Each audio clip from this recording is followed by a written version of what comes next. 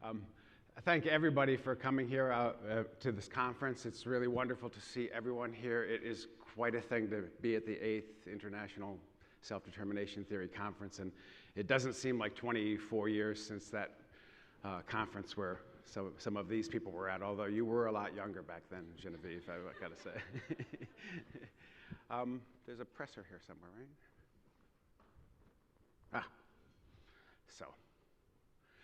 First, I'd like to begin with some thanks. And one of the things that we discovered because of COVID is that the world became more expensive.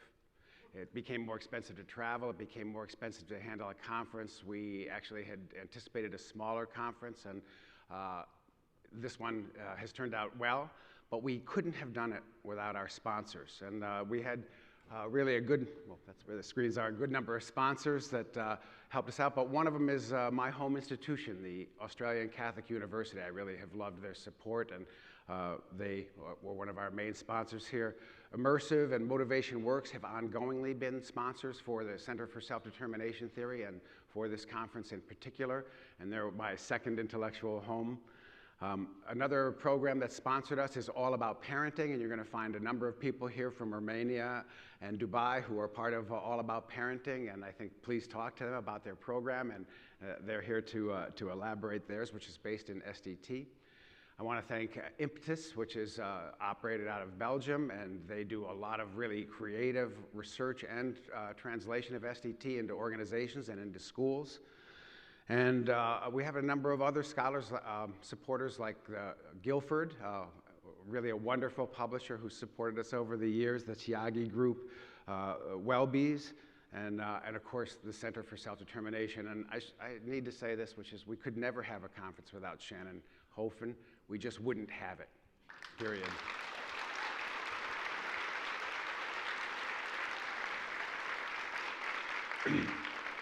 And if she had not been around for 20 years, neither would SDT, at least in the hands of Ed and me, that's for sure.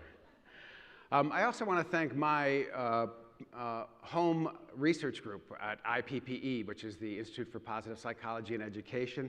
Emma Bradshaw, Stefano Di Domenico, Jasper Duenfeld, Kelly Ferber, Ben Stewart, Will Ryan, and Muriel Josemay, who, by the way, joined us on her sabbatical, and for some reason we can't get her to leave. She stays in the group. She's a wonderful inspiration to us in developmental psychology, and that group is a real support for me personally and intellectually, and we've been amazingly productive at a time when we haven't been able to get together and we have to work remotely. I also want to thank all my recent collaborators. I'm going to talk about a lot of research today, some of which I've been involved in, and I just list here some of the collaborators around the world that I've been able to work with just in the recent 3 or 4 years. I know this is not a way to really thank you all, but hopefully I'll mention you when we get to the research. But I also want to thank one other person who's not on this list, which is my longtime intellectual partner in the creation of SDT, and that's Edward L. Deasy. And Edward, could you stand up here?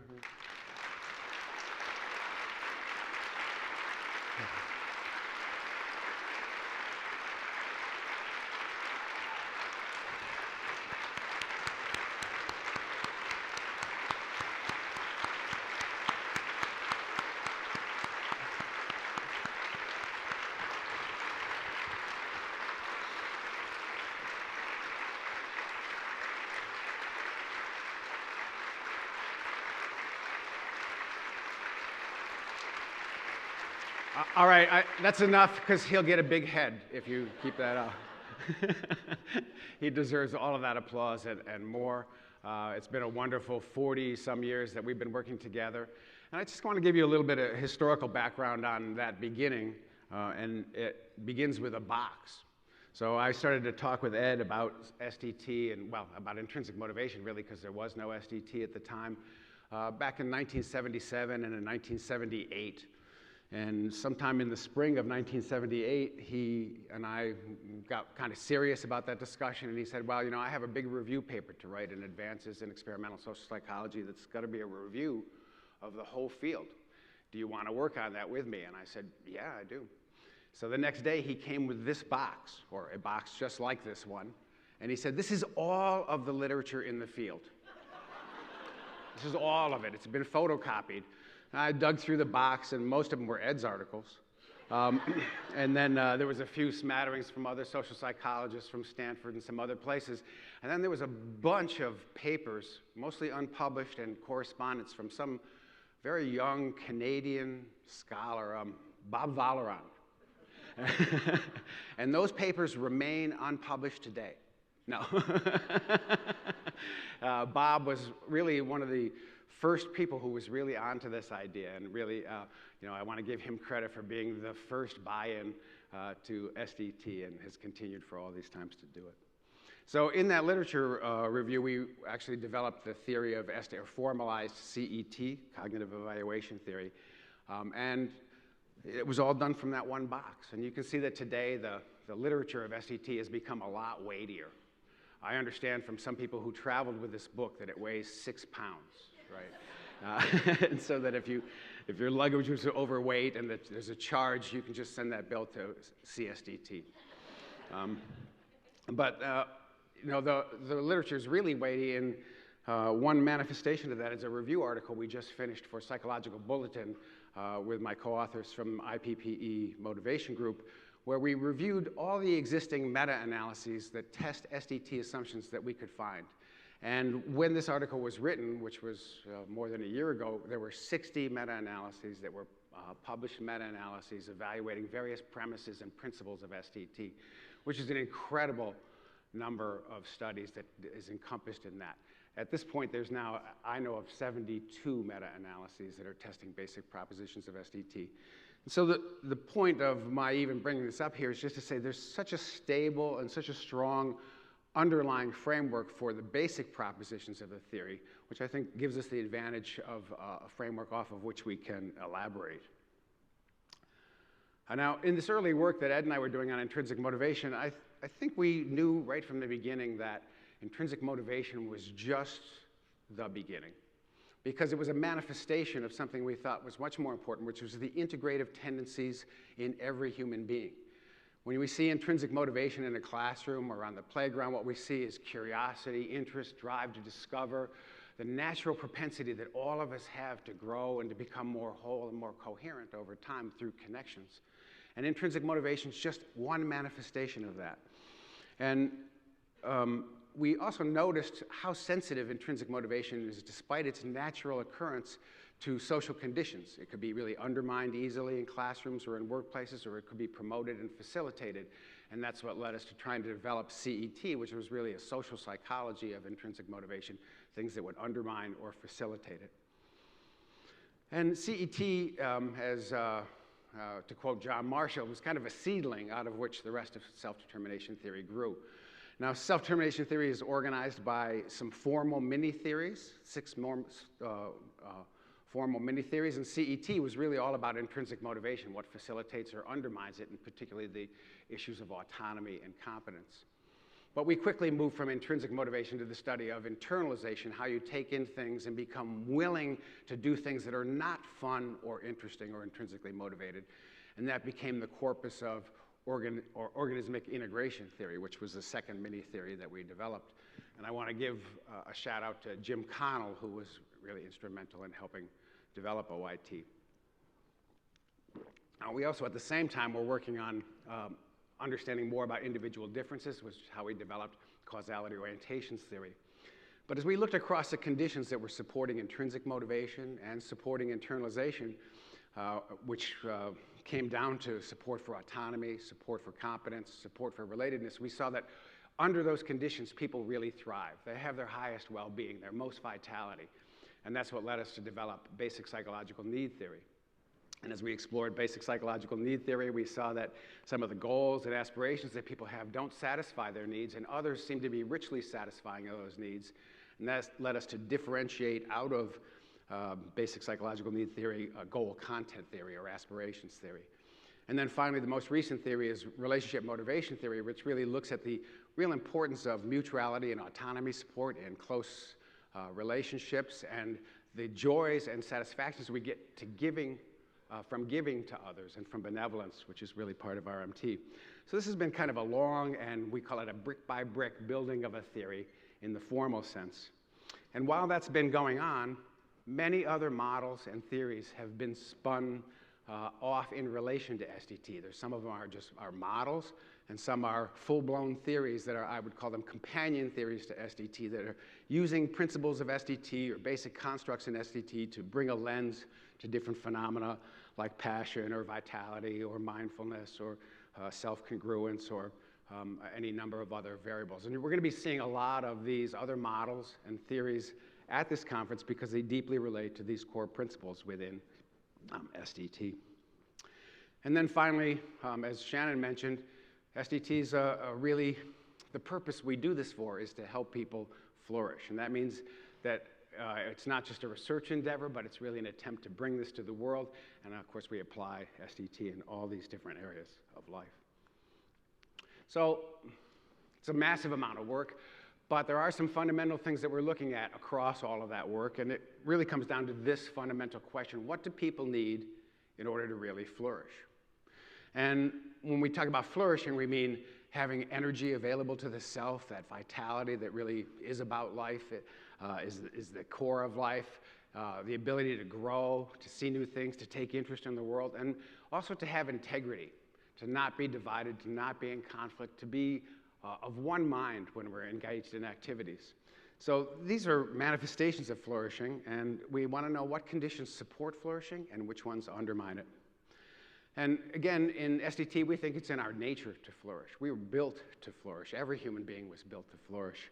And you know, this is just evident because in every culture you go to, children play, children explore, people want to learn, and people want to understand things. But flourishing needs to be supported. It's not automatic. It requires both physical and psychological nutriments to occur. And that's where we came to the concept of basic needs. So we think every organism, because this is an organismic theory, has some basic needs, some of which are physical, but there's also psychological needs. If you don't get them satisfied, you will not flourish, even if you don't have a particular value for those needs. And because of our definition of needs, which we really elaborated in Math and Venstikesten, Bart Sonens and I elaborated in a chapter in the new handbook, with our stringent definitions of it, we really have settled on only 3 basic psychological needs. There are probably more. We certainly argue about more. People argue about the need for meaning, the need for benevolence, the need for safety, the need for security, the need for curiosity. There's a lot of other things that could be nominated as needs, but these 3 will stand up to all the criteria that we have, which is that they are essential.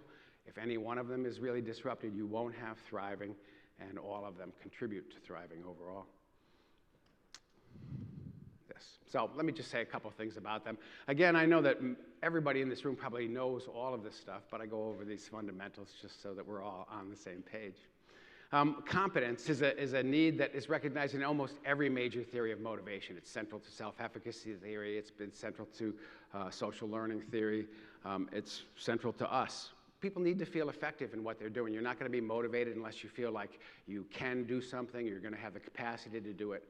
For us, the need for competence is more than just being able to do something, though. It's seeing opportunities for growth, feeling like you're engaged in something in a way that is effective or meaningful.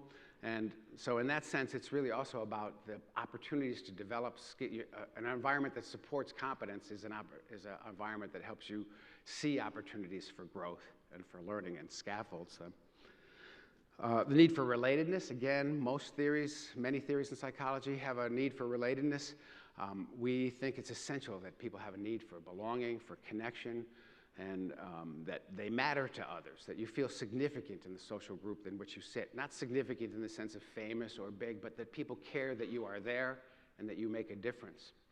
And relatedness satisfactions really come about not only because you see that other people care about you, but also you get to give to other people. When you get to give to other people, you feel that sense of connection and belonging, and it's very satisfying to the need for relatedness. And finally, the third need that we focus on is the need for autonomy. And this is probably the most differentiating aspect of self-determination theory from any other perspective that's in the world of psychology, because we uniquely think that people have a basic need to feel behind the behaviors they engage in, that they self-endorse what they're doing, and they do not feel that what they're doing is imposed on them or forced on them. Autonomy is really prominent in activities that are authentic and intrinsically motivated because these are things that we're doing because we want to do. But when you also have autonomy for the things that may not be fun, for your work, for your vocation, for the responsibilities you have in life, you will be more fulfilled in doing those and better at doing those things, as we'll see in the evidence. Because when you're autonomous, you're full-heartedly engaged in what you're doing.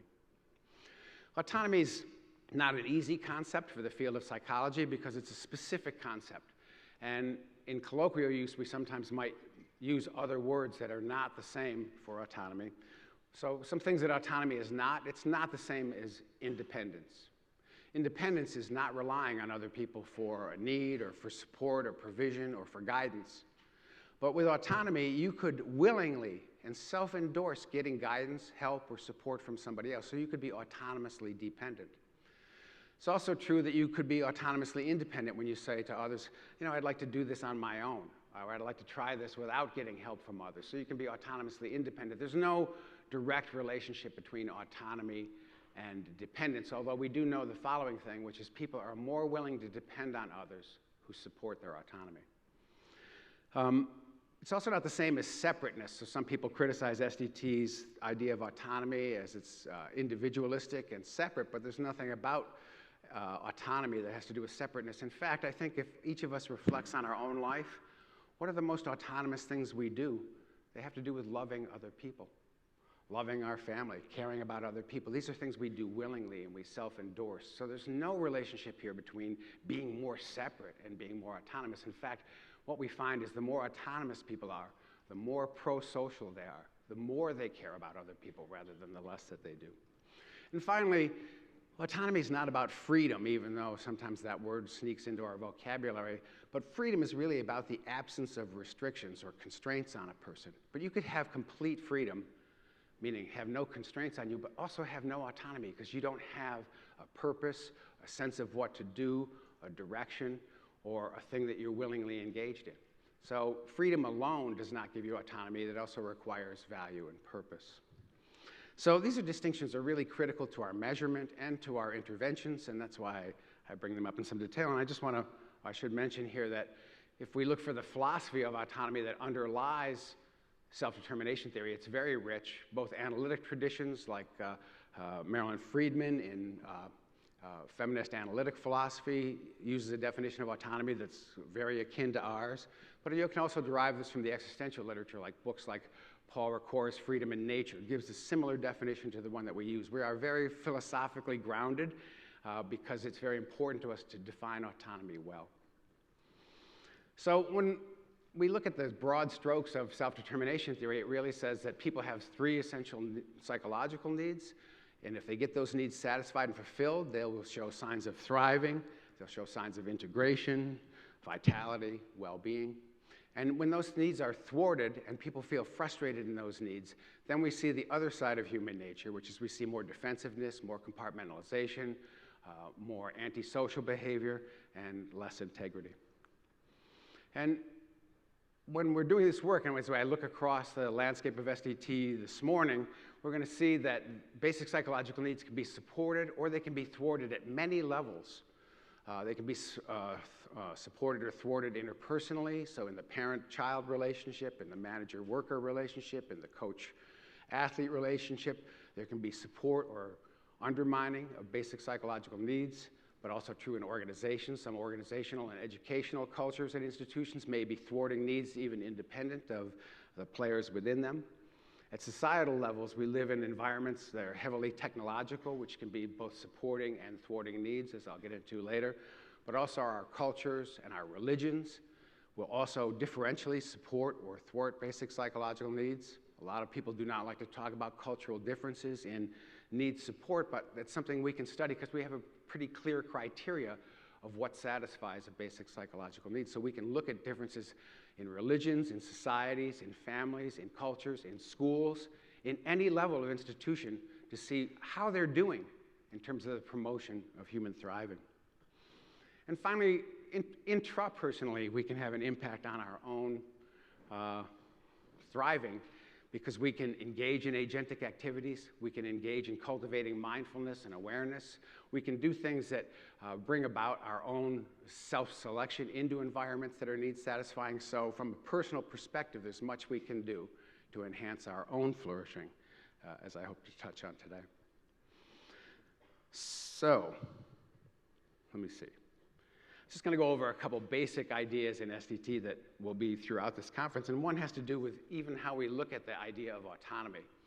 So when people have autonomy, they are highly motivated, and they are willingly doing what they're doing. And the opposite of autonomy is heteronomy, when something is imposed on you or when something other comes at you and makes you do something you weren't willingly doing. And so we have a taxonomy of motivation that goes from very non-autonomous all the way up to very autonomous, with some substations along the way.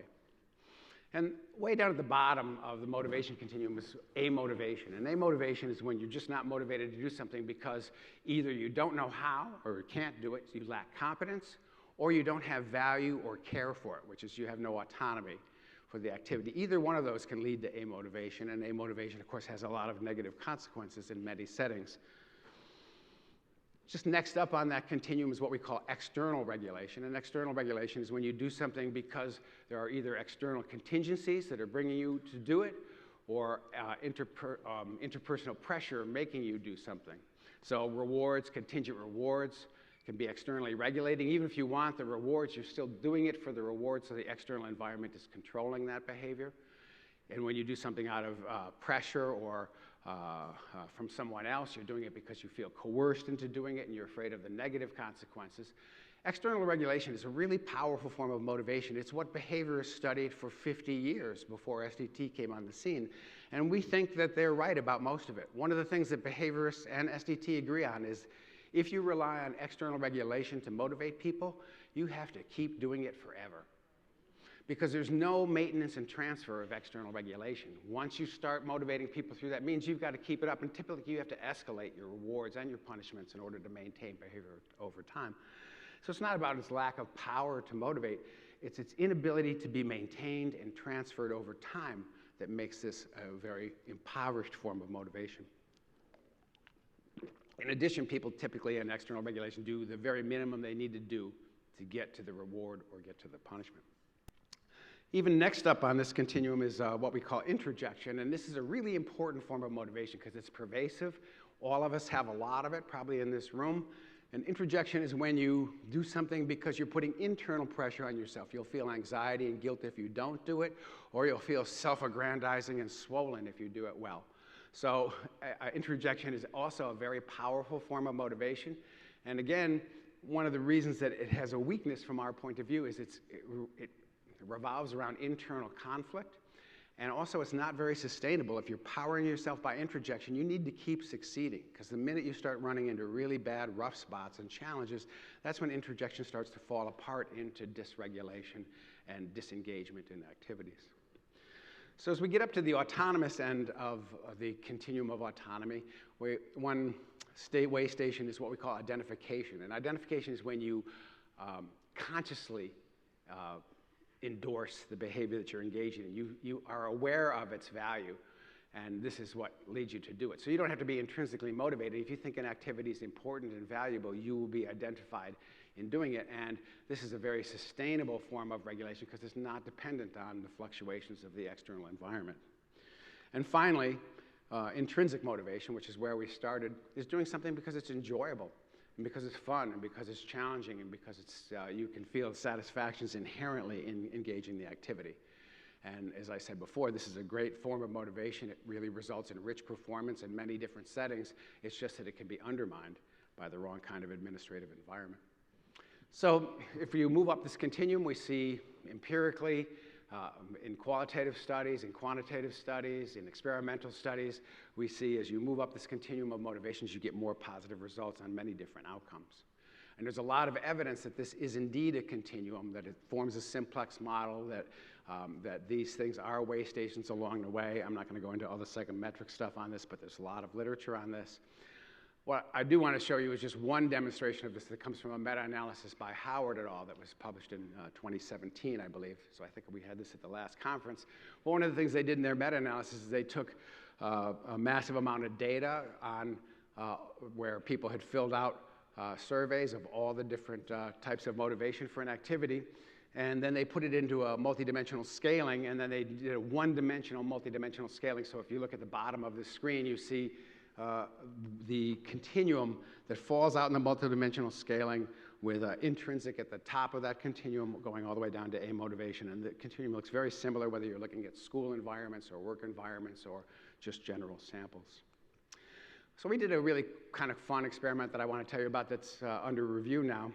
And this was led by Stefano Di Domenico, who's somewhere up here in the front rows here.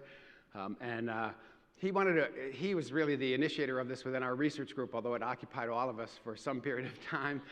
It was called a Bass-Ackwards analysis. And a Bass-Ackwards analysis is a hierarchical factor analysis where you're trying to do as many hierarchical factor analysis as you can do till you get down to facets that have no meaning anymore. So you're trying to take scales and scales and dump them into as small as facets as you can define. So what we did here is we took all the measures of motivation we could find in the field of psychology, and we brought them into one data pool, and there were 1,343 items measuring motivation across all these different scales that we assembled. There were 175 subscales from 100 questionnaires that we entered into this analysis.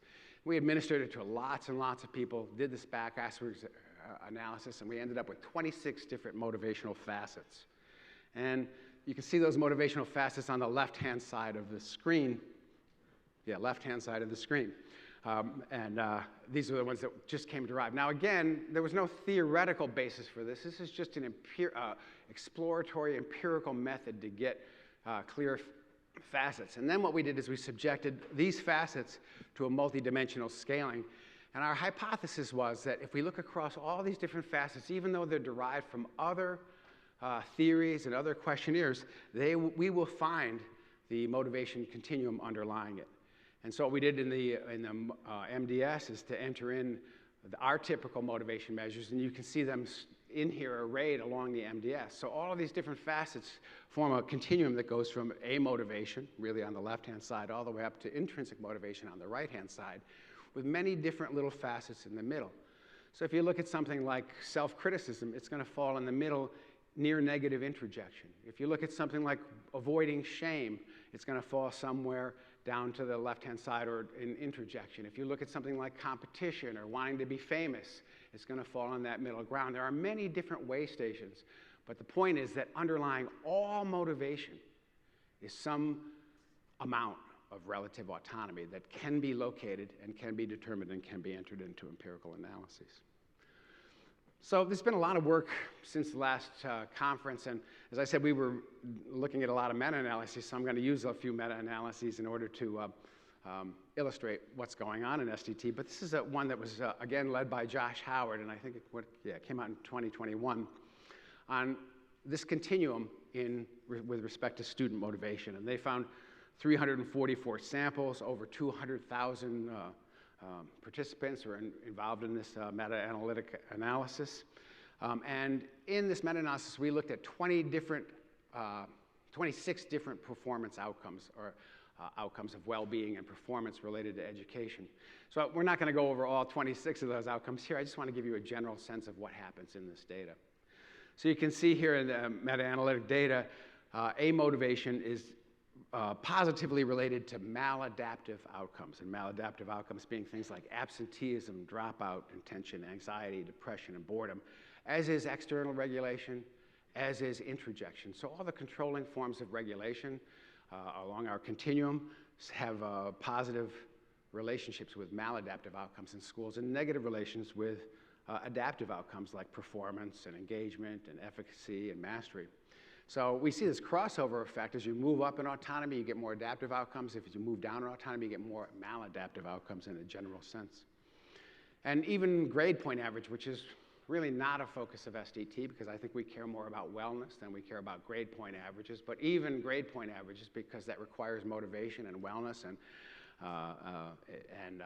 energy and effort, you can see grade point average is correlated with relative autonomy. And more important to us is this, which is what about student well-being and ill-being? And when students are having more intrinsic motivation and more identification, they express higher well-being. When they're more amotivated or more externally regulated, they show more ill-being. And this, again, is across many, many different studies. As SDT predicts, what this meta-analysis shows is that both intrinsic and identified motivations are related to higher performance and well-being. Introjected motivations only weakly related to persistence and performance goals, and it's negatively related with some well-being outcomes, and external regulation generally unrelated to performance. So when you think about all the pressures, all the external regulators, all the rewards, all the punishments, all the detentions, all the other things that we're doing to try and promote performance, what we see empirically is they don't have a positive impact on that. And we might think about other ways, and we will think about other ways to motivate. This pattern that we see in schools is also evident in other settings, and I'm just going to cite work settings here. This was another meta-analysis that was recently done by Anja van den Broek and her colleagues. And what they show is very similar patterns here. Again, they divided up outcomes into adaptive and maladaptive outcomes in the workplace. And desirable outcomes were things like your affective commitment to work. Negative outcomes were things like absenteeism, turnover, and tension. And what you can see here is that same pattern. The more autonomous the person's motivation, the more positive and adaptive are their outcomes, desirable are their work outcomes, and the opposite true for more controlled motivations. Autonomy even has made a difference in COVID, and I kind of want to bring up a couple of studies. SDT researchers got very involved in COVID, and if you look in the SDT website, you'll see a section where there's a lot of COVID studies. There's studies on people's willingness to get vaccinations. There's studies on people's willingness to adhere to health guidelines. There's studies on people's willingness to put an app in their phone that would allow them to be contact traced, and other kinds of issues that came up during the COVID era where autonomy would really make a difference. And I'm just going to cite one set of studies that comes from a dissertation that I've been on. Joachim Watershoot, who's here, I told him I was going to steal slides from his dissertation, even though he hasn't defended yet. So he couldn't say no. But he was part of a large project out of Ghent University that was called the Motivation Barometer Project. And it's a Herculean project that they undertook there. And I put some numbers here, which is during the COVID period, they collected surveys from almost 500,000 participants across 110 waves of study. So it's a massive data collection that has a lot to reveal to us. I just wanted to bring out a couple things. And the first thing is that when it came to willingness to be vaccinated, and you asked people's motivations for it, if you said autonomous reasons to get vaccinated, in other words, that you thought it was of personal value, and I think nobody thought it was intrinsically motivating.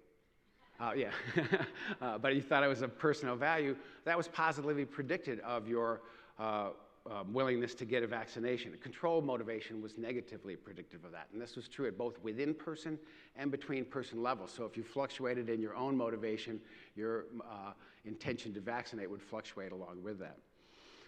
Looking at population level statistics, when we look at what had people autonomously motivated to get vaccinated, it wasn't just supportive things, it was also the sense of threat. If you saw the severity of disease as high, you were more autonomously willing to get vaccinated. So we see here that part of autonomy is having a really good rationale. So only people who believed in the severity of the illness would be likely to be really willingly engaged. And so perceived severity here was a strong predictor of autonomous motivation over time. And autonomous motivation, when autonomous motivations were higher, this turned out in this data set to predict higher vaccination rates. And, predicted lower vaccination rates. So people who were autonomously motivated to engage in health-related behaviors were less likely to get infections, and that was less likely subsequently to relate to hospitalizations. And the opposite was true for people with controlled motivations. People with more control, or as people had more controlled motivations, that led to higher infection rates, and that led subsequently to higher hospitalizations. Among predictors of hospitalization rates in Belgium, the motivation barometer became one of the, if not the most accurate predictor that was available. Is that right, Martin? Is that right? He says he thinks so. He's not sure.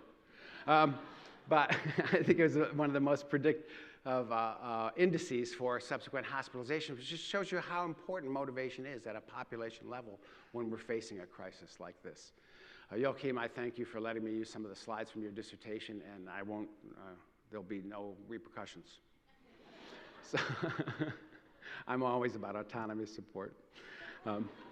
Anyway, these were just a smattering of findings to suggest the following general belief that we have in SDT, and empirically sustained belief, I think, which is that autonomous motivation is really a beneficial thing. The more we can be autonomous, the more we sustain our engagement and behavior, the greater our commitment to goals, the better our performance, the more our satisfaction and wellness, and as we'll see, the more we're pro-social rather than anti-social.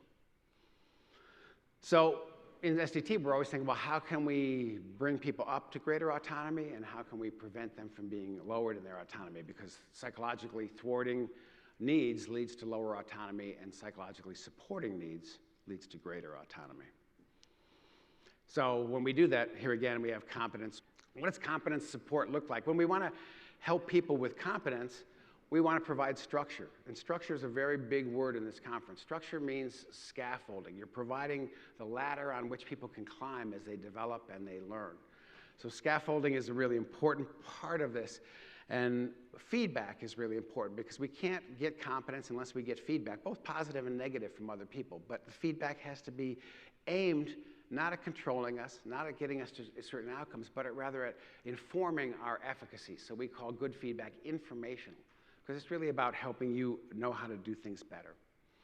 Praise is good. Praise helps us feel more competent, but not if the praise is about our abilities or about our individual betterment over others. It's rather really works when it's about specific things that a person does. When you praise their specific accomplishments or their specific efforts, this increases perceived competence. And again, when they see opportunities for continuing growth, people feel more competence. Relatedness support, we might think this is easy, but it is always not so easy. It's not just about warmth and hugs and good things, although those things are really good, and I appreciate all the hugs that I get here at this conference.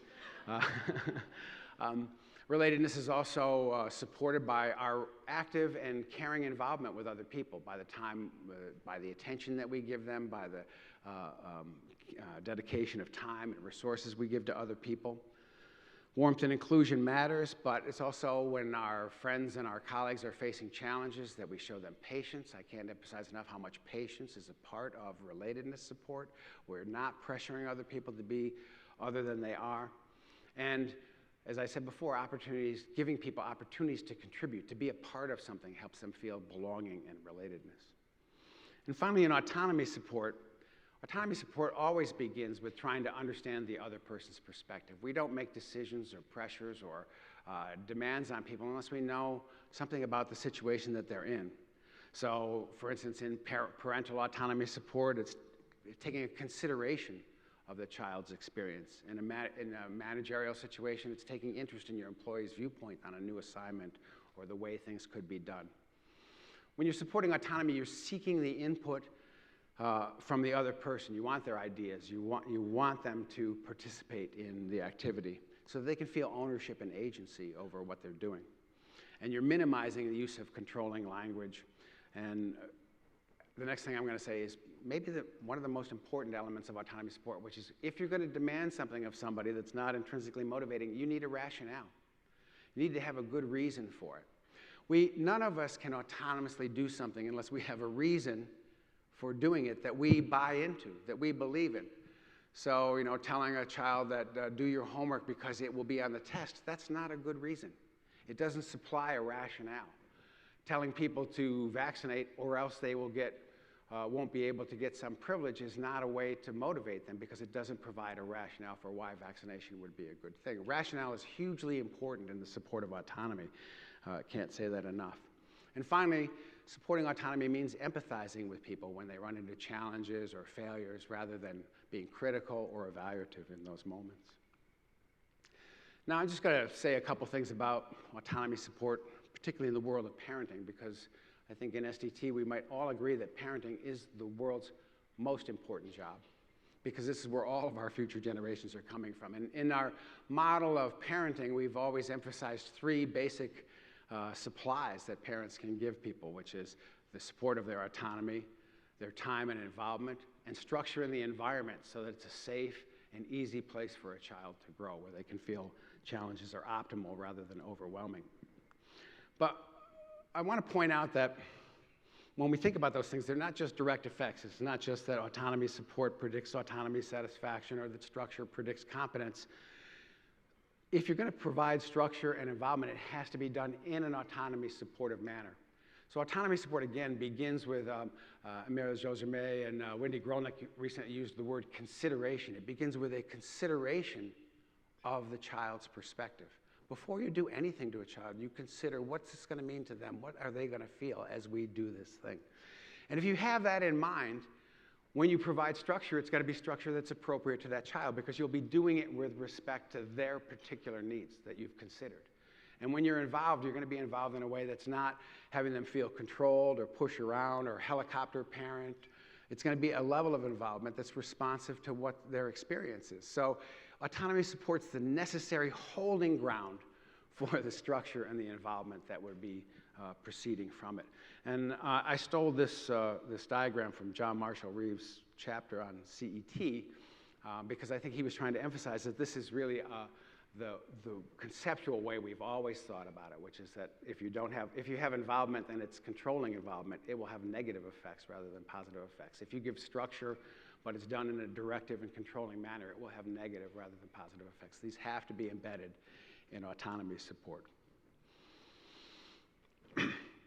Just to show an illustration of that, this is a recent study from Richard Kessner's group. And Richard, are you here? Is Richard here? Anyway, Richard Kessner's group. And what they were looking at was children's progress in goals across a school year and whether parents are helpful in those goals. And what they found is that, first of all, if you have an autonomy supportive parent, you're more likely as a student to turn to that parent for help with your goals. And we have found this across a lot of things. You don't turn to controlling people for help. You turn to people who you think will support your autonomy. And so people are more likely to turn to an autonomy supportive parent for help. And if that parent helps, that helps in their goal progress.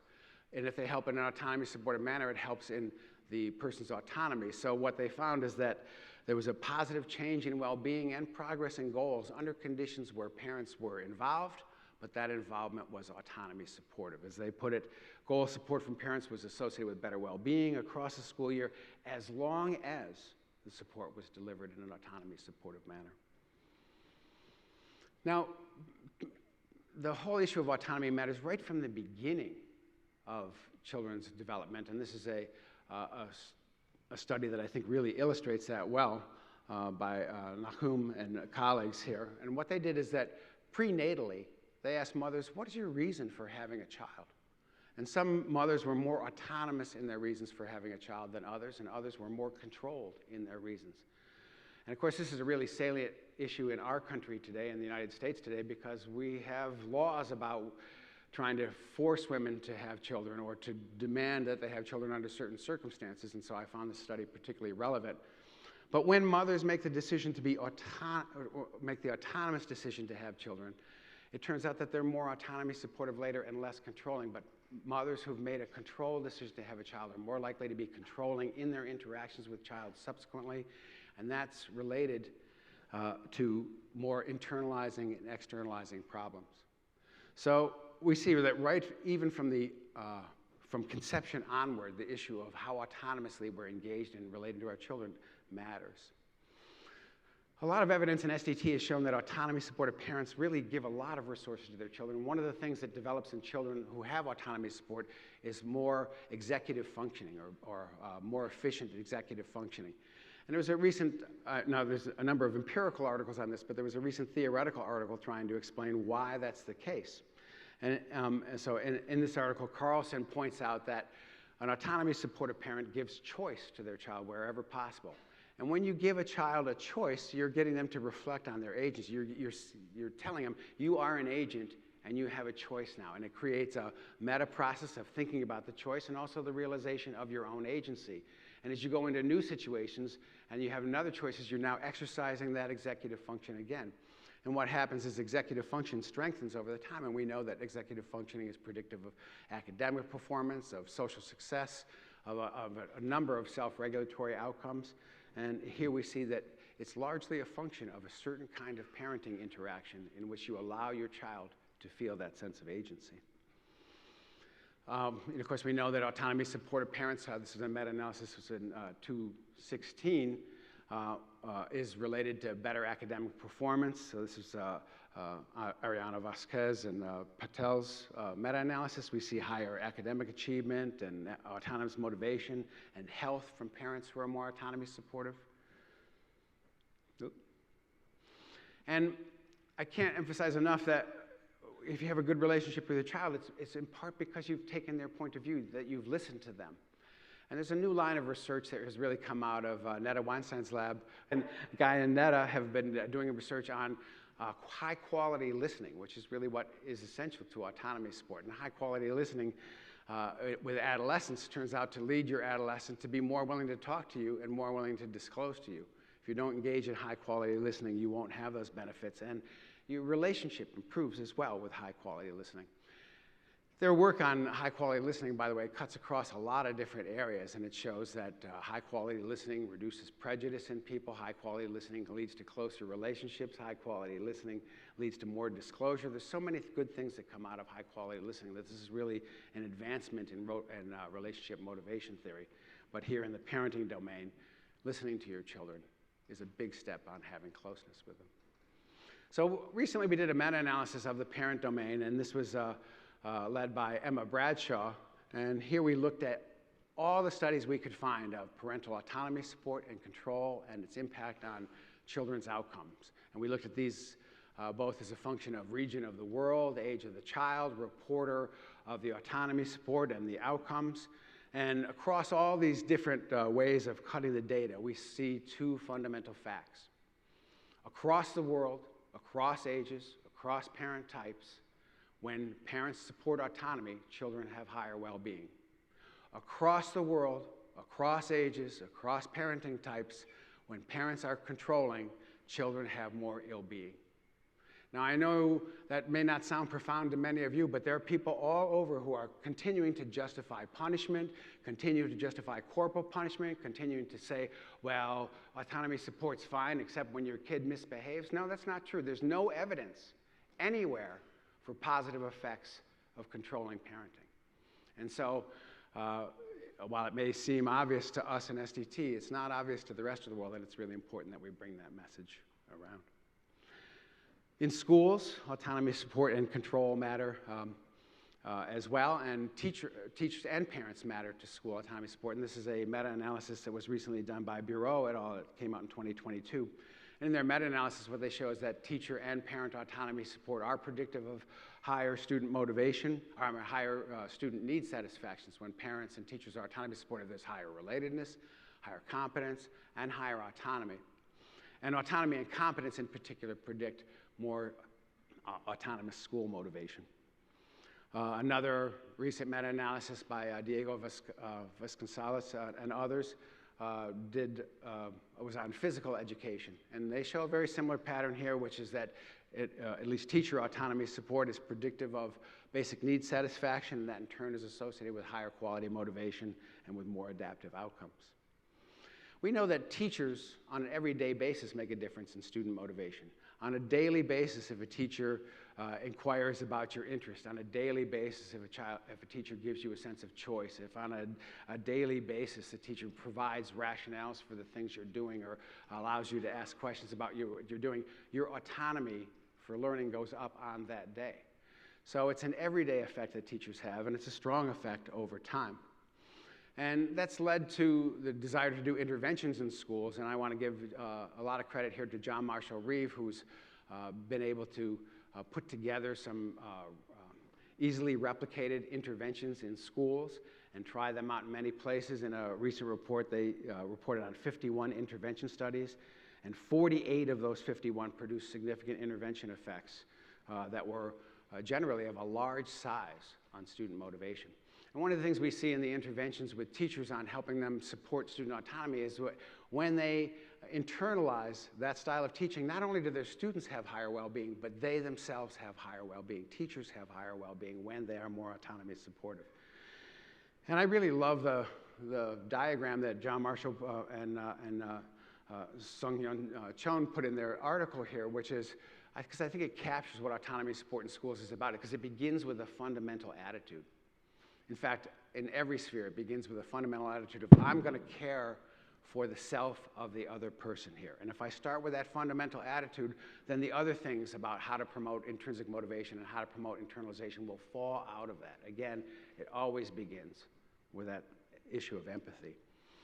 Recently, we put together, some of us, led by John Marshall, put together a book that details in the type of intervention and the evidence support for that intervention so that it can be practiced in any school or any place without our SDT expertise being there.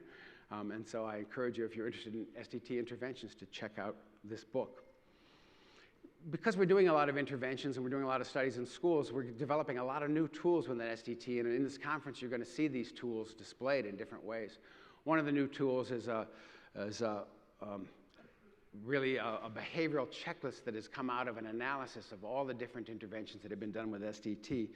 And Amadi led this task, and if you look at this analysis, what you'll see is that we've gone through all the different interventions that are out there, pinpointed the specific behaviors that are associated with autonomy, competence, and relatedness support, and detail those both at a general level and at a very specific level so they can be used in classroom ratings and behavioral ratings and other intervention studies. Another thing that's been recently introduced into this area of education is an elaboration on the dual process model of need support and need thwarting to what's called a tripartite model. And this is recognizing that teachers can be autonomy supportive, which activates a lot of positive motivational and affective tendencies. They can be controlling, which activates defiance and a lot of other negative tendencies, but they can also be what's called here dormant. They can create an environment in which there's nothing motivating happening, and what you have is disengagement. And so you really see these three different outcomes from these different styles of defiance, just disengagement, and then engagement, which is really coming from autonomy support. And finally, I just want to say another tool that's out there is the circumplex model that comes from really the Belgian group here. And it's a circumplex model which is combining both autonomy, support, and structure in a dynamic model, which I think shows very well that if you have high structure without autonomy support, you're not promoting engagement. But when you have both autonomy support and structure, that's the sweet spot in both reducing amotivation and enhancing engagement. So these are measurement tools and modeling tools that can be used both in interventions but also to measure outcomes from interventions that I think you'll be seeing a lot of at this conference. When we're doing work with teachers, typically the focus is on the teacher's impact on students. But no one can work in schools without understanding that teachers themselves are under a lot of pressure and a lot of control. And a lot of times they don't feel much autonomy for their own activity as teachers. And we know that when, this is a meta-analysis by Gavin Schlempp that came out in 2020, we know that when teachers have needs satisfaction in their jobs, they are more autonomously motivated, and this leads to higher well-being and less teacher distress and more autonomy supportive teaching. So a finding we find over and over is when teachers are getting their own needs satisfied and when they have autonomous motivation, they tend to be more autonomously oriented in their own teaching styles. But they don't, in many settings, teachers aren't feeling that kind of support. They're feeling under pressure from high-stakes testing. They're feeling under pressure from policymakers to get certain outcomes happening in school. They're getting pressure to cover certain kinds of material. And this is leading to a demoralized state in many, many teachers. And we can see, this is a study from Australia that was done by Rebecca Coley, and what she was finding is that if we look at turnover intentions in teachers, we see they're coming about from two things. One is thwarted autonomy. So when they have leadership that doesn't respect their autonomy in the classroom, this is leading them to want to disengage from the profession. And when they don't feel relatedness to their colleagues, when there's not enough time, when there's not enough structure for people to feel collegial in the workplace, this leaves them feeling isolated and less likely to keep up their job. On the other hand, autonomy supportive leadership leads to feelings of growth and vitality and lower turnover and tension.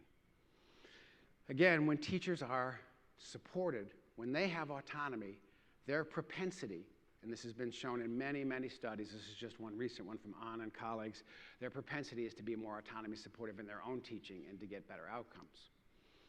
So when we think about what SDT is showing in the sphere of education, we're showing that students are more engaged when they're supported in their autonomy, when their basic needs, psychological needs are being met, and they're doing less well when they're feeling pressured, controlled, and disrespected as agents within the classroom. We know a lot about the conditions that produce both thriving and performance in classrooms, but it's really poorly matched by the policies we see in most countries supporting education. I just want to give a couple examples of that. One thing we see around the world, not just in the United States, but we see it in China, we see it in Australia, we see it in England, we see it in many countries, is that there are tests that are such high stakes for educators that they focus their curriculum and their teaching on the outcomes of those tests. And in doing so, they crowd out the possibility for all supportive classroom practices, because they have an agenda, regardless of student interest, regardless of where the students are at the moment, to cover certain material and get to a certain place. So teachers have no control over that, and students have no control over that, and both get demoralized as a result of it. If you walk into any classroom almost anywhere around the world today, what you see is ubiquitous evaluation. Every day children are being tested. Every classroom they're being tested. They're getting quizzes, and even sometimes when they call them formative quizzes, they send the scores home to their parents to make sure that there's high stakes behind them. Imagine that every day at our own workplaces, we went through what our children have to go through in their schools of being evaluated, graded, and sometimes shamed on an everyday basis for who they are as they engage in activities. We wouldn't do that. We wouldn't have any workplaces that would thrive under those conditions, but this is what we do to children. So I just want to point out that SDT has a really strong research base about what promotes both learning and wellness in schools, and we need to advocate for policies that allow teachers to do those things in classrooms, which is not happening at the moment. And I hope part of the discussion we have in the workshops and some of what we're doing here, because I know we have some really engaged educators here in this audience, is what can we do to change these policies around the world? Just getting back to the workplace, again, we know from meta-analyses that leader autonomy support makes a great deal of difference to employees. When leaders are more autonomy supportive, employees show increased autonomy, competence, and relatedness, and this relates to more autonomous work motivation, again, fitting with general SDT principles, and this results in better work outcomes, lower distress, more work engagement, more positive work behaviors like organizational citizenship, and more general well-being. There was a recent review paper that Marilyn Gagne and her colleagues put out that I think is just a wonderful review, and I refer you to it if you're interested in this domain, that appeared in Nature Reviews, in which they look at SDT variables in relation to a number of workplace outcomes like leadership styles, and you can see that transformational leadership style, for instance, is related to basic need satisfactions and higher autonomy, where transactional leadership styles are negatively related to those outcomes. We can see how job characteristics like demands or flexibility have a positive impact on need satisfaction and motivation. So it's a comprehensive review, but I think it backs up a lot of what we've argued, which is the climate in a workplace makes a huge difference in terms of both worker productivity and wellness.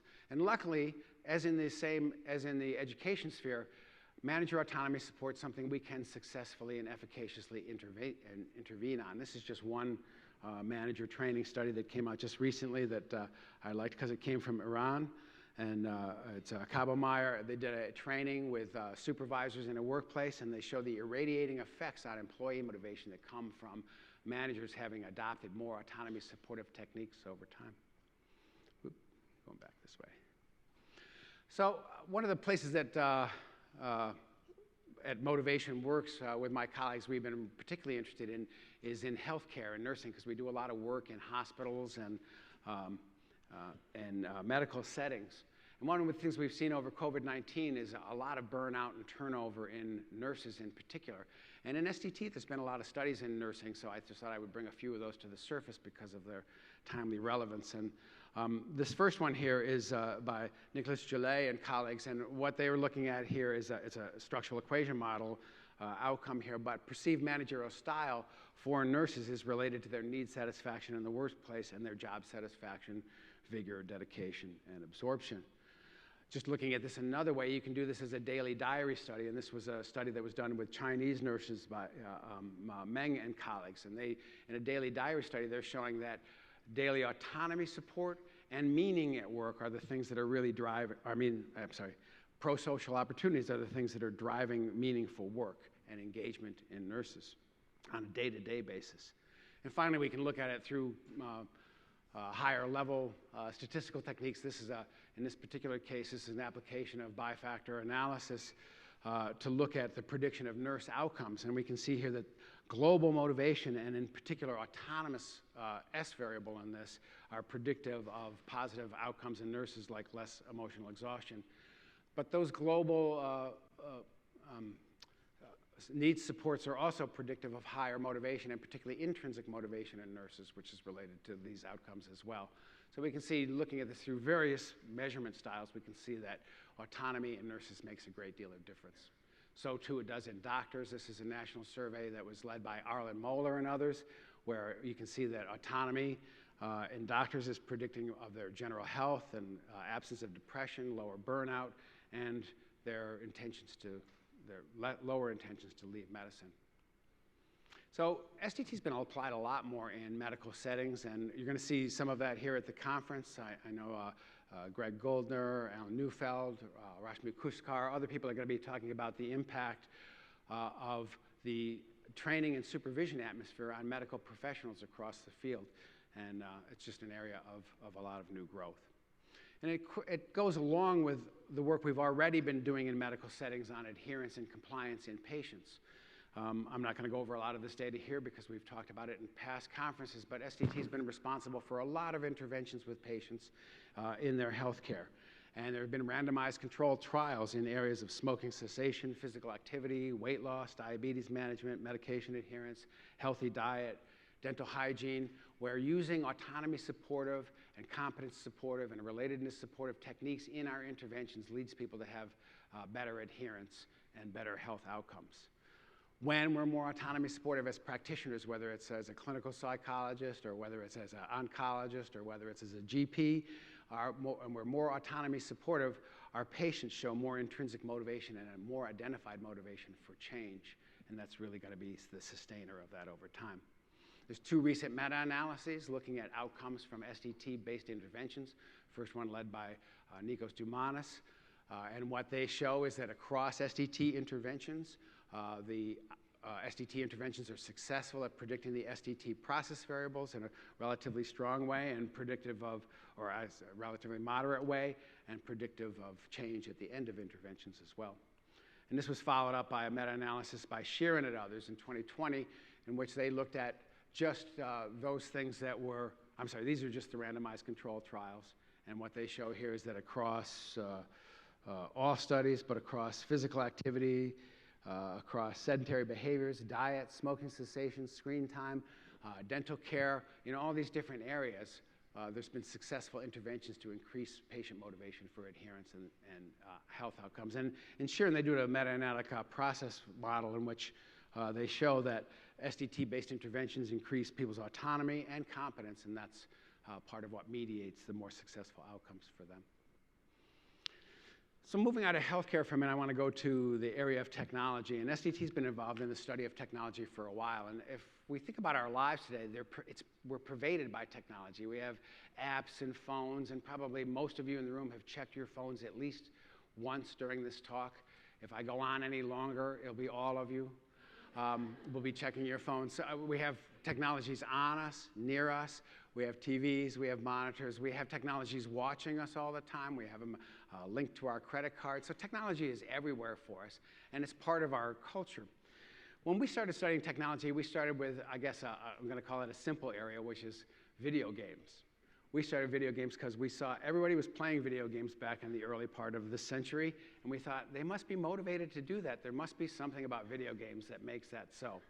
And so Scott Rigby and Andy Shabilsky and I started studying video games in particular, and what we showed is that they fell in line with basically cognitive evaluation theory predictions, which is that video games that have features that help you feel competent, like easy on-ramp or victories that can come about pretty easily. If you have those kind of features in games, those things will increase your perceived competence. If you have choice, if you can personalize your characters, if you can choose your own road throughout a game, this will give you more autonomy. Features like that will increase that sense of autonomy in a game, and these things together predict sustained interest and enjoyment in a video game. Now, most people who play video games, they just get enjoyment and fun out of them, and I know a lot of people like to demonize video games, but for most people, they're just entertainment.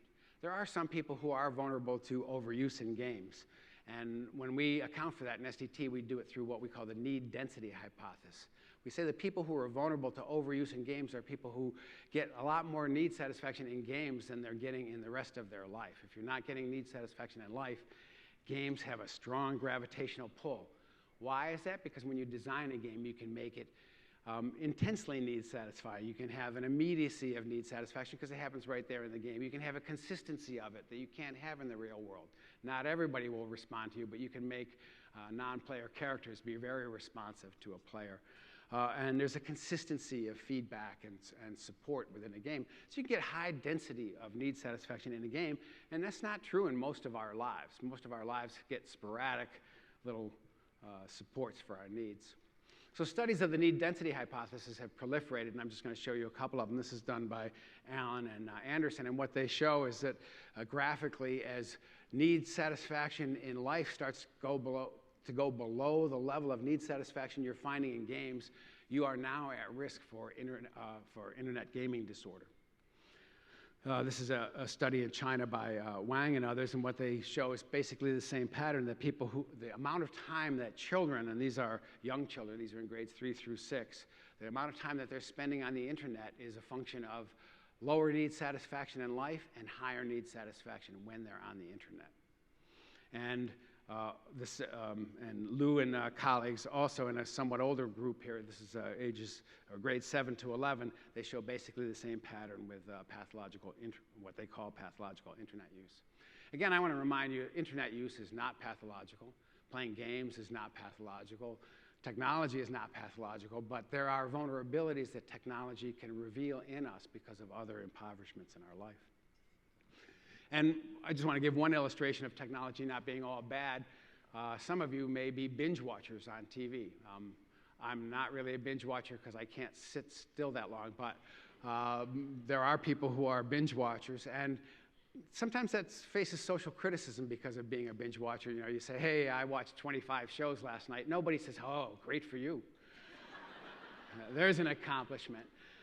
But it does turn out that, at least the recent study by Erdman and Dienland found that binge watching turns out to be very need satisfying. Satisfies autonomy, competence, and relatedness needs. You feel autonomy because you get the choice to keep watching if you feel like it. You get a sense of relatedness because you're connected to the characters in the show, and sometimes you're binge watching with your partner. And you get competence because you get the understanding of the show, and typically the shows are really engaging and not that difficult to master. So you get basic need satisfaction, and it increases your well-being. The only thing wrong with binge watching is guilt, because it turns out that binge watching is crowding out other activities in your life, and you know what it's crowding out, and you feel guilty about that, and that's where the introjection starts to come in and maybe taint your enjoyment. But my main point here is not all technology is bad, and feel free to binge watch. It looks like it's a good thing. As we moved into technology, we've really been interested in how we can harness our understanding of basic psychological needs and the sustaining of engagement with technology into motivational design. And I want to recognize particularly here, I've been working with Raphael Calvo and his colleagues at Empirical College London on issues of motivational design. And this is a diagram by Dorian Peters, which just kind of lays out the basic format here, which is if you understand that autonomy, competence, and relatedness are drivers of sustained engagement, you want to design your app or your game or your your device to meet those needs and provide that user satisfaction. Scott Rigby and I tried to pull out the elements of games that are responsible for making games fun into e-learning tools and how you can incorporate them into e-learning tools. And we have kind of a list of things that would be autonomy supportive features, competence supportive, and relatedness supportive features. And when they're incorporated into educational materials such as e-games, they can increase in people's intrinsic motivation. This is a study by Eudaimonia, and what they showed is that a mobile device teaching biology creates more intrinsic motivation than the standard textbook approach to it, partly because it's instilling in people more intrinsic motivation and more perceived competence. We can study any app, we can study any technology in terms of its opportunities to yield or to yield need satisfaction or to frustrate needs. And there's new studies looking at these taxonomies across apps. I just want to say we have a general model that we've developed we call the MEDICS model. It's motivation, engagement, and thriving in user experience. And our notion here is that when we evaluate a technology, we not only want to look at its impact on a person at the interface as they engage it, do they feel competent in interfacing with that technology and using it? Does it have the tools available that they would choose to have? But also, not only that, but does it have an impact? How does it have an impact on the tasks that they do? Does it increase their autonomy and their competence for the tasks that they do? As they engage in that activity, does that have an impact on their life in a way that's either satisfying more needs or satisfying less needs? And ultimately, what's happening from technologies in society. So what we're trying to do is look at need satisfaction and motivation at every level of interaction with technology, all the way from adoption, all the way up through its effects on your life. I'm just going to give one simple diagram out of a study we just published looking at 4 different technologies here. We were looking at Facebook, at TikTok, at Noodle, and Blackboard to see what needs they satisfied. And as you might expect, Facebook is all about relatedness. Blackboard and Noodle are about competence enhancement. And TikTok, well, it's about everything. That's why they're banning it in Montana. So I'm going to skip here to yet another topic because we're talking about life and how people live. And Shannon, I guess I'm time, right? There's no clock up here, I just say that. A term you hear a lot in SDT is the term Eudaimonia. It's a wonderful term. It's a term that comes from Aristotelian philosophy, and what it really refers to is a good life, living a good life. A eudaimonic life is a life that's fulfilling, it's satisfying, and it's one that, in Aristotle's view, was one where you're exercising your potentials and your capacities and your virtues. You're being the fullest human being you can be when you're being eudaimonic. And when Aristotle was making these claims, he was saying the best life will be a life in which you're exercising virtues, in which you're developing your capacities, and you're pursuing the things that are intrinsically valuable. Now, that's not a philosophical statement, it's an empirical statement, it's a claim. And SDT has been, in some ways, testing this claim. And we've been testing it a lot through goal contents theory. So goal contents theory says that when you pursue intrinsic goals, they're going to be associated with more basic psychological need satisfaction, and they will lead to enhancements of wellness. But when you pursue extrinsic goals, the satisfactions that will follow from that are less reliable. Now, when we first began this work, I began this work with Tim Kasser back in the, a long time ago, back in the 90s. At some point, our interest was really in materialism as a starting point, materialism being something we thought would not be very need satisfying. Even if you were successful at being materialistic, it wouldn't satisfy your autonomy, competence, and relatedness needs, so it wouldn't produce well-being, as opposed to something like investing in your personal relationships. If you're successful at developing a loving personal relationship, that's going to have a strong impact on your basic psychological needs, and that's going to increase your wellness. So intrinsic and extrinsic goals should have different impact. And if we have different life goals, to the degree that they're important, they will shape our wellness through their ability to either foster or frustrate our basic psychological needs. And so there's been many, many studies that have been done on this. I'm just going to show one model that comes from Nishimura and Suzuki in the Japanese population, where holding intrinsic aspirations was positively related with basic psychological needs and therefore related to life satisfaction, a wellness outcome, and the opposite true of extrinsic aspirations. And I show this very simple model because this is the simplest model underlying. GCT. But we can see this in many different spheres. This is a recent study of physicians and their well-being in the workplace that was led by Arlen Moeller. And what he shows is that when physicians have intrinsic aspirations, which most do, they want to do good for the world, they want to help their patients, they want to relate well to other people. So these intrinsic aspirations, to the degree that they espouse those, they have higher need satisfaction in their medical workplaces. They have higher autonomy, competence, and relatedness. And this is helpful to all the mental health outcomes that Arlen was studying here. They're less susceptible to depression, and I can't even read that. Anyway, they're better off. Another study that was done from the Ghent group during the COVID was looking at older adults and how older adults were thriving or not thriving during the COVID period. And in this study, we can see here that older adults' intrinsic goal attainment, whether they had reached intrinsic goals, was associated not only with better outcomes and lower loneliness, but with greater meaning. And this was something that helped sustain them through COVID. And just another recent study, this is Lisa Manginelli, was looking at materialism, which is where really started our work. And what she shows in this study is that materialism doesn't seem to promote need satisfaction, but it does promote need frustration, and this is associated with lower well-being outcomes. We'll see some other data just like this here at this conference. So this pattern of intrinsic and extrinsic goals, of living a life that's focused on extrinsic things versus intrinsic things, shows the same results all across the world. At this point, since we started this stuff in the 1990s, over 35 national samples have tested this hypothesis. It's been tested in teens, in adults, in aging adults, in every age group, and it's been tested in every field. Turns out that intrinsically oriented people are better off in education, nursing, sports, and academics, but also even in fields like business and law. So even in a field where extrinsic motivation might be part of the kind of daily discussion, focusing and having your interest really on extrinsic motivation is associated with more well-being. Lower well-being.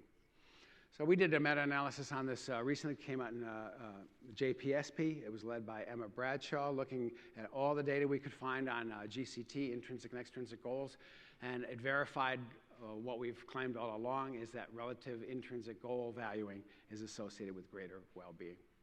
And this is true across countries, no moderation by countries, and no moderation by socioeconomic status of participants. One excellent example of an intrinsic goal is the goal of helping and being benevolent to other people. And this has become a strong interest in SDT, in part spurred by a Finnish psychologist, Frank Martella, who came to visit our group when he was a young scholar, and he insisted that benevolence was a basic psychological need. It stood right up there against autonomy and competence relatedness as a fourth need. He's sitting here in the front row, still defying me, still. So we started to study benevolence and its impact on people. And I'm just going to say Frank was involved in a few studies that we talked about at the last conference that showed that when you engage in pro-social behavior, it enhances all three of your basic psychological needs: autonomy, competence, and relatedness, even if you never get to meet the beneficiary, even if you never see the positive aspect of your effect. We showed in studies that basic psychological needs are associated with more meaning and greater well-being. And people who are benevolent not only had this high basic need satisfaction, but sometimes they even showed what we call a warm glow from being benevolent, which added variance to well-being above and beyond the three basic needs. So just some summary points from there is that benevolence seems to enhance well-being and vitality and meaning, in large part through the fact that benevolence satisfies our three basic needs, and that it's also got its own kind of inherent satisfactions. Now, we also study the dark side in SDT, and Nikki Legate is our main leader on studying the dark side. She likes to really do studies. No, wait. Nikki did a series of studies really with the following hypothesis. If benevolence satisfies people's basic psychological needs, does malevolence undermine them? And we did some experimental studies to show that when you're assigned to ostracize somebody, the very fact of complying with ostracizing somebody else leads you to feel less autonomy and less relatedness and therefore more distress. When people are put in a position to ostracize somebody else, if they get a chance, they'll try and repair that wrong because they do feel distress from ostracizing. And even if you feel justified in your excluding or ostracizing somebody else, her data suggests that it still hurts you in terms of your psychological needs and your well-being.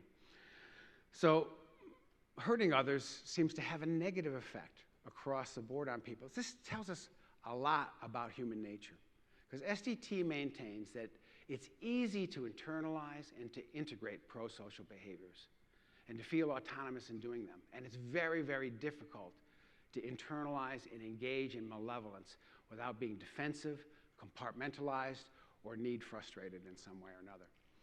To partly demonstrate that fact, we did a meta-analysis recently that was led by James Donald and appears in Psych Bulletin 2022, where we took all the studies we could find about people's antisocial or pro-social behavior and looked at the motivations that underlied it. And what you see in the meta-analysis is that controlled motivations are associated with antisocial behavior, but autonomous motivations are associated with pro-social behavior. This may seem, again, obvious to people in this room, but it's a really important point about human nature, which is antisocial behavior is almost always controlled. It comes about from pressure or frustration, not from autonomous choices people make.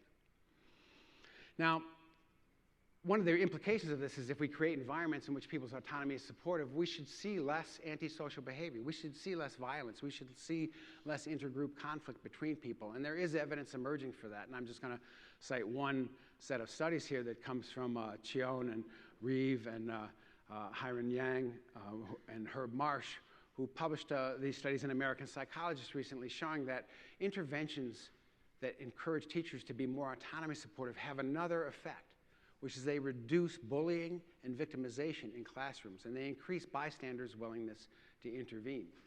So if we create an environment in which people feel needs supported and feel autonomy supported, we can expect less bullying, less violence, less victimization. And this is not just true in schools, it's also true in workplaces. We see in workplaces with more autonomy support, more organizational citizenship, more knowledge sharing, and less organizationally destructive behaviors, very similarly.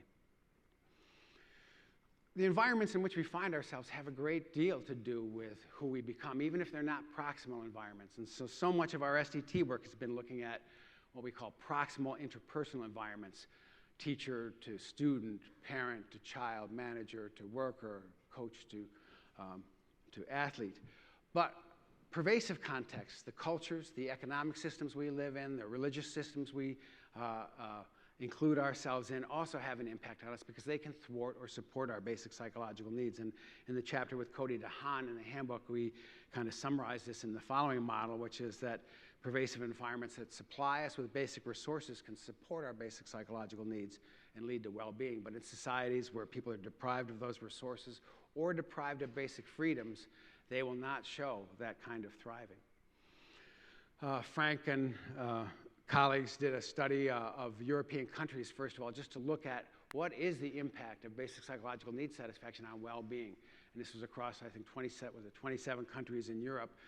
And what this chart shows is various predictors of well-being. And I just want you to look at the comparative size of the effects of psychological needs satisfaction relative to things like income, or relative to age, or relative to gender, or religiosity. It's massive effects, but shows the importance of basic psychological needs for well-being across countries. And if you look at something like what determines happiness, you see basic psychological needs are strongly correlated with happiness. In fact, they predict it. What about money? Doesn't money create happiness? Well, you see a very weak positive correlation between income and happiness. But when you put those into a regression equation and let both psychological needs and money explain that, you see that the impact of money, the positive impact of money itself is largely accounted for by the fact that when we have more money, we can get more need satisfaction. We have more choices in life. We're more easily connecting with other people. We can feel more competent. So even the money effect is largely accounted for by the effects of money on basic psychological needs. But there are many other sources to that as well. Another way we've been looking at that is to apply the social theory of John Rawls. And some of you may know John Rawls as having developed a very influential theory of justice. And in Rawls' theory of justice, he argued that a just society is one that's run on just, or what fair principles, things that would be fair for everybody. So in his theory of distributive justice, he says, a just society would be one where there's a fair distribution of social goods, fair distribution of wealth, of opportunities for growth and pursuing what matters to you, of liberties and privileges, and of bases of self-respect, of not being stigmatized, not being treated with prejudice. So what we did in our lab, and again, this is led by Emma Bradshaw. Emma, it's good you're sitting in the front here because I keep pointing at you. Emma and Cody DeHaan and others in our group created what we call a formative measure of Rawls' primary goods, because he had detailed what those are, and Randy Curran is a philosopher who helped us develop this formative measure. And what we found is that we could create a measure of primary goods that was made up of basic rights, of standards of living, of self-respect and freedom from prejudice, and of having the rights to run for office. Those things all matter. But when we look at the impact of primary goods on wellness, we see it's mediated by basic psychological needs, by basic psychological need satisfactions and thwarting. So in societies where we have more rights, more privileges, more supports, we have higher well-being, because those societies are fostering greater basic psychological need satisfaction. Oops, wrong way. Another influential theoretical approach is what's called the capabilities approach, and this is a Nobel laureate, Amartya Sen, Martha Nussbaum are two of the more famous philosophers behind the capabilities approach. And both of these philosophers, although they differ in different ways, argue that people need basic functional capabilities that have to be evenly distributed across a society, things like education, human rights, access to nature. And if you have those things, you can have a eudaimonic life. So they're both eudaimonic theorists. And in some early studies that we did, this was led by Cody DeHaan and Emma Bradshaw again, we see that capabilities are related to well-being outcomes, again, mediated by basic psychological needs. Well, in those early studies, we had used a kind of primitive measure of capabilities that came from the capabilities group, and they developed a new measure. Arnaud et al. Developed a new measure that's called the OCAP 18, and so we subjected that to our psychometric analyses, and when we looked at their 18 items, we found three basic factors. One factor that was well-being itself, and two factors that looked like freedom of expression. I'm free to express the things that I want to express in life. And another that was freedom from discrimination. I don't have to worry about where I would have a job or getting a job or have discrimination of that sort. And we can see that freedom of expression predicts basic psychological need satisfaction, which mediates very positive life outcomes. But people who are feeling not freedom from discrimination have more basic need thwarting and frustration, and that leads to worse outcomes. We've been extending this model, and Kelly Ferber, who's a doctoral student at ACU, just gave me this work, so it's kind of hot off the press, where we're looking at indigenous and non-indigenous Australians. And one of the things we find with indigenous Australians is they report significantly higher concerns with prejudice and discrimination, but they report no differences in freedom of expression. And what we can see here is that freedom of expression is related to basic psychological need satisfaction, whereas fear of discrimination is related to need frustration. And these things are, in turn, predictive of outcomes.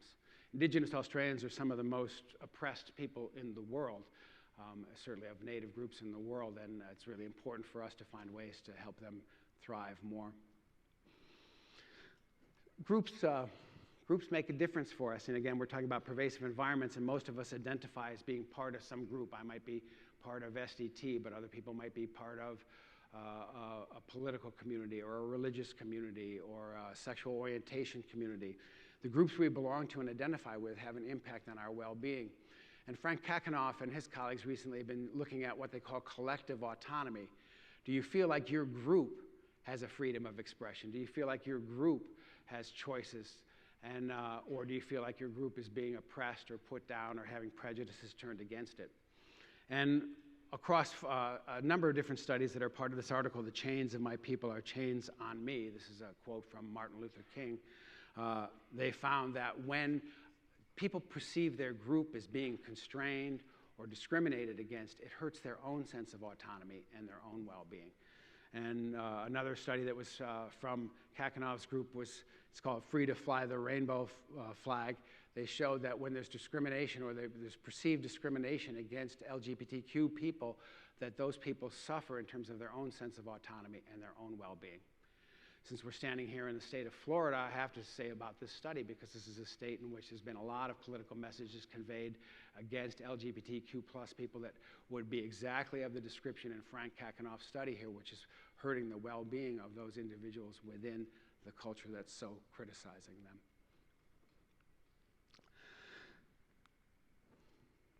In fact, I'm just going to add this following thing. I'm not sure that we would have had the conference in this venue had we known who this governor was 3 years ago.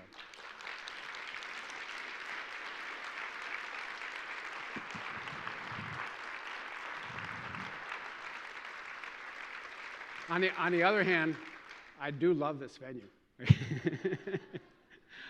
I want to move to just a final topic here. And so far, I've been really talking all about how the environment has an impact on us, how our organizations, our cultures, our economics, but we can have a big impact on ourselves.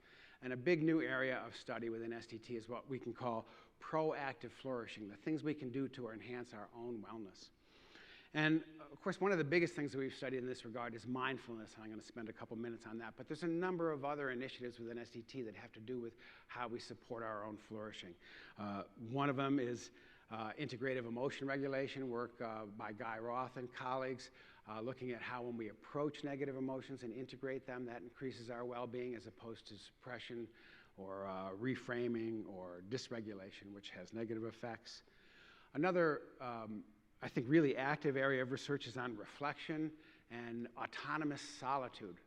So solitude is a really interesting area of study because many times people associate solitude with loneliness, but autonomous solitude, when we choose to be alone, is an opportunity. It's an opportunity for reflection, for consolidation, for integration of our personalities. And Trevi Wen and Netta Weinstein and others have been showing some of the benefits of positive solitude in our well-being. Another thing we can study is what we call need crafting, is how we can shape our daily lives in terms of inserting into them activities that are need satisfying and inventorying our daily lives to find the things that are really frustrating to our needs and eliminating from those. So being actively selective about what we do in our lives. There's a lot of things. I just want to go back to benevolence. If we want to increase our own well-being, the best way to do it is to try and increase somebody else's. So these are reliable ways. But I guess personally, I've been most involved in this particular topic, which is mindfulness. Mindfulness is the open and receptive awareness of what's occurring in the moment. And that may not sound very profound, but it's very deeply a part of what is required to have autonomy within a person. If you don't listen to what's going on, externally or internally, you don't hear your heart, you don't allow the feelings that are there to surface, you don't receive the present, then you can't make good decisions and choices because you really don't know what's going on. So we think of mindfulness as an important ground for autonomous behavior. And Kirk Brown and I started studying mindfulness back at the turn of the century here, and we did a lot of different studies. This is one I show a lot, which is a daily diary study showing that on days when a person is more autonomous, they also are more mindful. Or I should put it the other way, days when they're more mindful, they're also more autonomous. And this is true both at a trait level, but it's also true at the daily level. That state mindfulness co-varies with autonomy. And recently we did a new factor analysis, came out in 2020, led by James Donald, in which we looked at the relationship of mindfulness to each of the forms of motivation along SDT's taxonomy of motivation. And you can see a perfect gradient going on here, which is that mindfulness is negatively associated with amotivation and with external regulation. It's kind of mixed, unreliably associated with introjection. It's positively associated with identification and positively associated with intrinsic motivation. You can see the effect sizes in the pooled effect size at the bottom for autonomous and controlled motivation. I can't say enough how important this is because it says that part of the ways in which we can exercise autonomy ourselves is to begin by being mindful of what we're doing. Make real choices by bringing about awareness. Now, this is just that same diagram again. So we wrote a theoretical review paper recently, James Donald and Emma Bradshaw and I, that just made this argument, which is that the more mindful we can become, the more likely we are to engage in autonomous, self-regulated behaviors, and that's going to lead to better outcomes, both for ourselves and for everyone around us, because we know mindfulness is strongly associated with more pro-social behavior. I want to now summarize with some takeaways from what I've talked about here. I know it's been kind of a rambling, curvilinear trip here through different topics of SDT, but there are some things I'd like to conclude with. And the first thing is that people from every background, from every culture, are prone to growth. They have intrinsic growth tendencies within them, integrative tendencies within them. That's what our human nature is all about. But those things can be undermined or they can be supported by the environments in which we find ourselves. All behaviors can be looked at as having some relative degree of autonomy, and more autonomy is associated with more integration and better outcomes. And we do know that we get more autonomy by supporting people's basic psychological needs. The goals we have, what we aspire to, what we're after in life will affect our basic psychological needs too, and the more we're pursuing things like money, fame, or power, the more we can find that those things don't satisfy basic psychological needs. Even when you're effective at them, even when you're successful at them, they don't reliably lead to need satisfaction. Where pursuing intrinsic goals, things like quality relationships, giving to your community, being benevolent, these things reliably lead to better well-being outcomes. So we know too that it's not just these proximal environments that affect us, but also our pervasive environments, our cultures, our religions, our economic systems, and we can be proactive with respect to those things. If you look across the course of human history, as Wetzel and others have recently shown, it's people exercising their autonomy against constraints that have changed history in the positive direction. And we each have that capacity, and part of what SDT is studying is that proactiveness within our human nature. Now, we're at this conference here, and I just want to say a final thing about this conference, which is, as Martin said, I think this is an unusual conference. We come here to study one framework and its applications, to advance one framework and its applications, because the framework is very big and it has room for a lot of different viewpoints in it. But when we're here at this conference, unlike many conferences where I have to go and debate and defend SDT, at this conference we get to talk about how we can do it better, how we can make the methods better, how we can make our studies better, how we can improve our qualitative inputs, our quantitative inputs, how we can do our interventions better, how we can change the world better. And we can do that best by cooperating with each other to help us develop the best science we can. Now, I know we have a lot of research here, and we have a lot of people who are interested in practice here, and sometimes they seem like different fields. But in SDT, I think we think research is essential to good practice. We need a really strong evidence base, and that's why we emphasize so strongly research methods. But there's no sense in having a good evidence base if you don't have good practices to disseminate, if you don't have things that are making the world better. So I'm hoping that over the next few days, you all will be contributing to making this world better by contributing to SDT. So thank you very much.